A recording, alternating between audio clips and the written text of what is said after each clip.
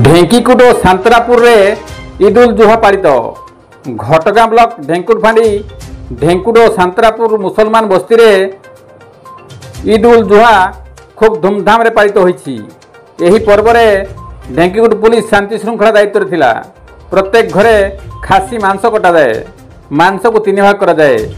समाज को, बंधु बांधव को एवं परिवार एपरी भावे 3 भाग करी मांस को बंटन करा जाय थाए। एथिरे सांतरापुर ग्रामर सरदार शेख ताहिर, एमडी आशरफ अली, एमडी सादिक, शेख करीम, शेख मोबिन, शेख यामिन, शेख इमरान और मुसलमान युवक संघर सदस्य माने एथिरे सहयोग करथिले। मनोरंजन दास करी पट महात्मा कोन है पर्व विषय किछि कहे सर आपनो ना कहंतु। शेख आशरफ अली।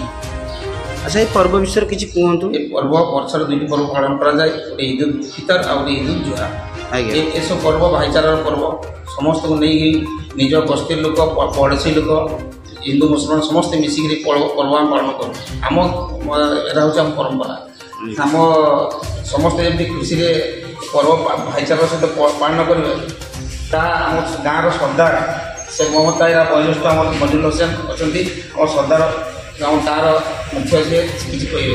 हाँ सर कहतु आप ना कहतु आप सरदार मोहम्मद ताहिर मो गाँव सरदार बर्तमान आम वर्षर 2टा पर्व ईद उल फितर ईद उल जुहा।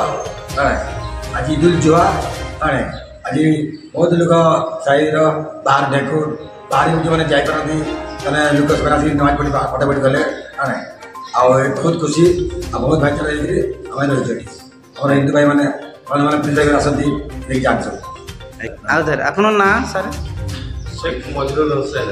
आज्ञा पर्व विषय केते खुशी अच्छा केते खुशी अच्छा प्रत्येक भाईचारा भितर हूँ पर्व। धन्यवाद सर। भाई आप ना मो ना मोहम्मद सादिक। अच्छा आप चलते गोटे खुशी आनंदर पर्व जहाँकि आम मुसलमान भाई कहते बकरी पर्व। हाँ ये विषय किसी कहतु ना।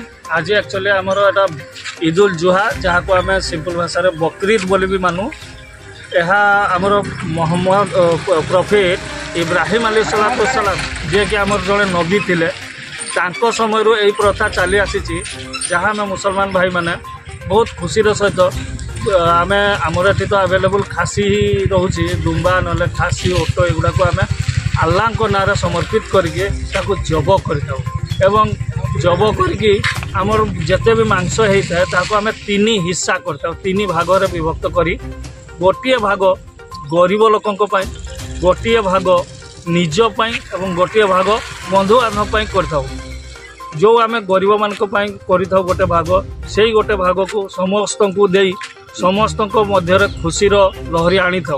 एवं आमर देश जेहेतु संस्कृति कला प्रसिद्ध ये समस्त को समान अधिकार मिलता है तो आमको आमर मुसलमान संप्रदायर 2टी बृहत पर्व गोटे ईद उल फितर आ गोटे ईद उल जुहा आम भारत रे सो गौरव रे बेहद खुशीर सहित हिंदू मुस्लिम समस्त मिसिकी पर्व मानी था। एवं आम जेहेतु तांको इनभाइट करूँ से आमको तांकर सबू पर्वपर्वाणी रे निमंत्रण करि जहाँकि आमर भाईचारार एक मिसाल आम देश भली दुनिया कौन सी देश ना। धन्यवाद सर।